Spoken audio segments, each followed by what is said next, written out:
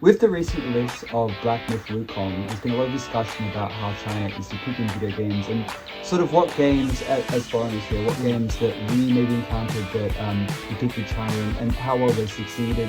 I've not actually played it yet, but I've watched a lot of in-game footage of Wukong Black Myth. I'm astounded by the graphic quality. It's really incredible. But of course, we have to remember that this is a fantasy game, because it's based on the novel Journey to the West, which is very loosely rooted in historical fact. You might think about it as similar to Shakespeare for people that don't know, but it is a fictional novel, and there's magical aspects involved. But I've seen beautiful depictions of Buddhist sculpture, bodhisattvas and things, which fall more into the Yuan dynasties for a story that was originally set during the time. But it's still frankly amazingly well done, better than anything I've seen before. And again, some of the pagodas I think I've seen in clips seem to be more of the Miao style, which is again slightly wrong, but I don't think it's I don't think it's going to make the game any less enjoyable. And if we ask ourselves, can we think of any video game or any piece of video, frankly, that's 100% historically accurate, well, that's really hard. Something like Black Myth Wukong does break through into the cultural zeitgeist overseas, more so than maybe some Chinese TV series or something like that. This really has been a big cultural moment. And I have one question here, if you don't mind. Sure. I wonder to what extent you think with Wukong, the intent was to break into foreign audience, or do you think it was largely made for the Chinese? Because to me, from what I've seen, I think they made it more for Chinese, and I think they were hoping to get some international reception, but nowhere near this level when production started. And I think they're obviously very, very surprised that it's been so positively received. So I'm curious what you think about it. The original question you asked about how much it was made for a global audience in mind as opposed to domestic ones. That's one thing that's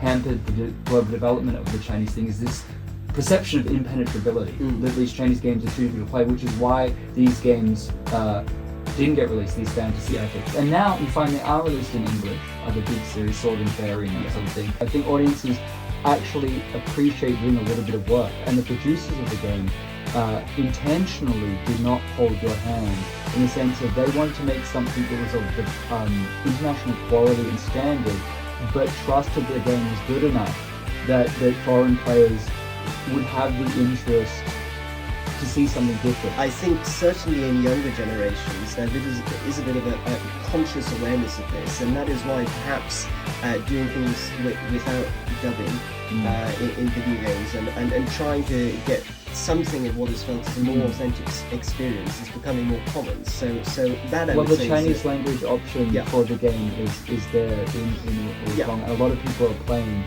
with the Chinese voice. But again, this is potentially why when looking to games in China, now Chinese produced ones are going to become more popular. Also because obviously the Chinese industry has improved a lot over the past 2 decades. But also I think because consumers overseas are starting to prefer something that they feel is a bit more authentic, what the Chinese are saying about themselves, and what the Chinese actually prefer for themselves. Movies and distribution can be a lot more difficult for a Chinese product to succeed in the international market. With the games are pretty much if the game is good, they'll play. There's no discernment in terms of, there's discernment in terms of quality, but not in terms of where it comes from.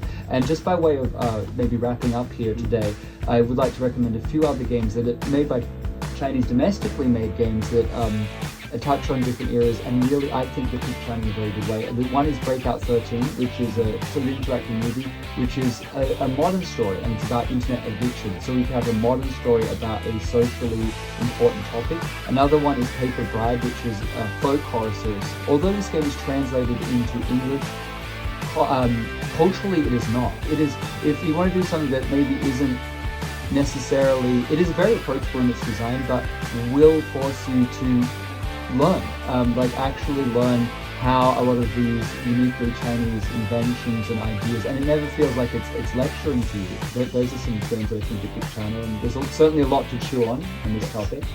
Absolutely, I think we're going to have quite a few busy days trying all these. These games, yeah. Well, I hope our audience as well was able to think more about sort of how they see China in games, whether it's local or foreigner, and sort of be just more mindful, and maybe after playing Wukong try to seek out some more titles and think about how China's depicted in games, and in the future there'll probably be a lot more choices, so it's an exciting time. Let's hope so.